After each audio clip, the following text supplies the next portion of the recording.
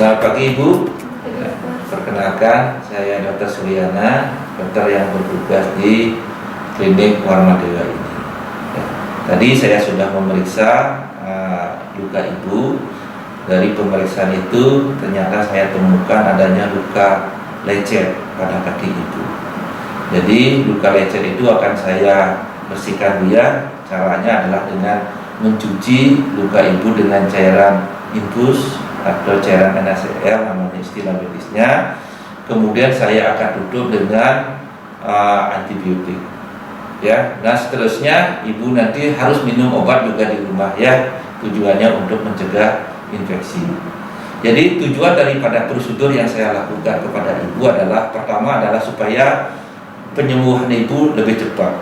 Yang kedua adalah supaya Ibu tidak mengalami infeksi. Ya, itu tujuan tindakan tadi. Apakah Ibu bersedia untuk saya lakukan tindakan seperti tadi?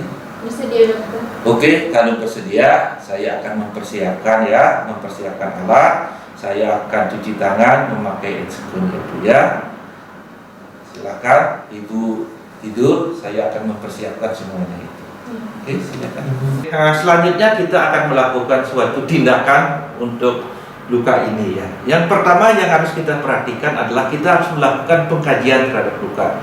Nah, untuk pengkajian daripada luka ini yang harus kita perhatikan adalah, pertama adalah jenis lukanya, apakah excoriatum atau punus apertum.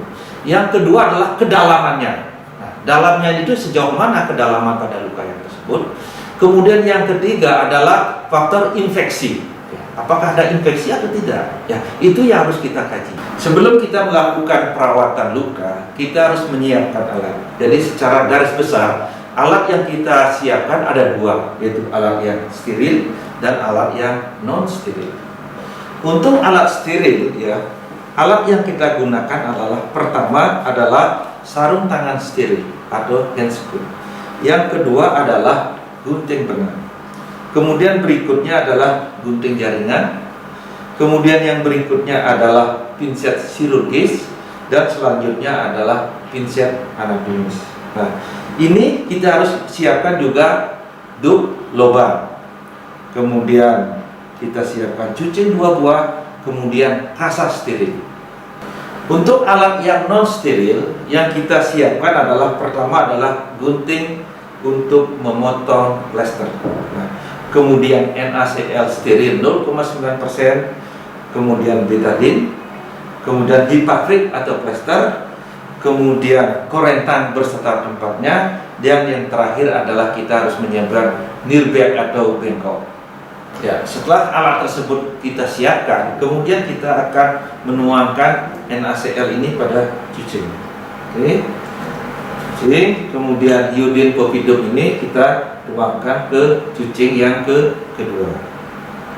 Setelah kita menyiapkan alat, saya akan mencuci tangan, kemudian akan memakai handscoon dengan teknik tanpa singgul. Selanjutnya kita akan melakukan perawatan luka ya pada pasien tersebut. Seperti biasa kita persilahkan pasien tidur, kemudian menyingsingkan ya pakaiannya, karena pasien ini adalah lukanya pada kaki. Kita suruh mengangkat, menyingsingkan daripada celana atau pakaian yang menutupi. Nah, setelah itu baru kita melakukan suatu tindakan. Tindakan yang kita lakukan yang pertama adalah kita membersihkan luka tersebut ya. Kita membersihkan luka tersebut ya. Seperti biasa kita ambil ya, pakai NaCl, cairan NaCl steril. Jadi ini lukanya ya, kita bersihkan dengan satu goresan ya, satu usapan.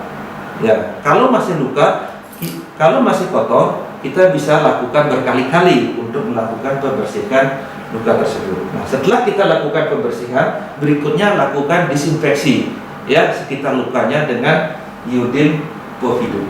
Ya, kita ini iodin povidum, kita ambil. Ya.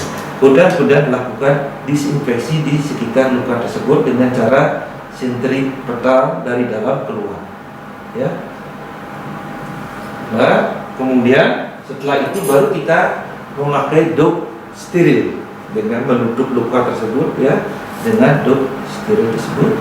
Kita tutup luka dengan dop steril tersebut. Nah, selanjutnya kita melakukan debridement istilahnya. Jadi debridement itu adalah memotong jaringan yang nekrotik. Oleh karena jaringan nekrotik itu adalah merupakan sumber infeksi, jadi media daripada pertumbuhan kuman. Jaringan nekrotik itu identik dengan jaringan yang mati. Kita lakukan bersihkan luka tersebut, yaitu dengan melakukan debridement, yaitu melakukan eksisi daripada jaringan nekrotik. Setelah lukanya bersih, kemudian kita melakukan pengeringan daripada luka tersebut. Oke, luka tersebut kita keringkan ya dengan memakai kasal steril. Ya. Jadi lukanya kita keringkan, ya. Setelah luka kering, baru kita melakukan penutupan daripada luka tersebut. Setelah kita melakukan suatu tindakan perawatan luka, sekarang kita akan melakukan penutupan daripada luka tersebut. Ya, jadi lubangnya kita buka, ya. Kemudian kita aplikasikan supratul atau tul, ya, pada luka tersebut. Oke, ini adalah lukanya. Kita aplikasikan. Selanjutnya kita tutup dengan memakai kasa steril.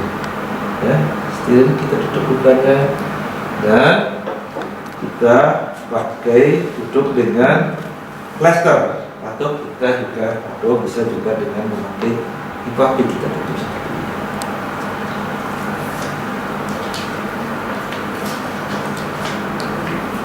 Ya, ini ya, oke. Jadi perawatan luka sudah selesai, lukanya sudah ditutup. Baik Ibu, jadi tindakannya sudah selesai. Silakan Ibu merapikan pakaian. Saya akan merapikan alat saya, kemudian saya akan melepas sarung tangan dan mencuci tangan. Oke Ibu, jadi tindakannya sudah selesai Ibu ya. Jadi untuk perawatan selanjutnya, luka tidak boleh kena air ya Bu ya. Kemudian tidak boleh kotor ya. Dan Ibu harus tetap minum obat di rumah supaya tidak terjadi infeksi. Seandainya Ibu terjadi sesuatu di rumah, misalnya sakitnya pertama hebat atau keluar darah, Ibu bisa datang ke sini untuk perawatan lukanya. Itu ya. Nah, lagi 3 hari Ibu harus datang lagi ke sini ya untuk perawatan luka selanjutnya. Oke ya Bu ya. Oke. Apakah ada yang Ibu tanyakan lagi? Tidak ada. Oke, kalau tidak ada ya silakan Ibu bisa pulang. Terima kasih ya Bu ya.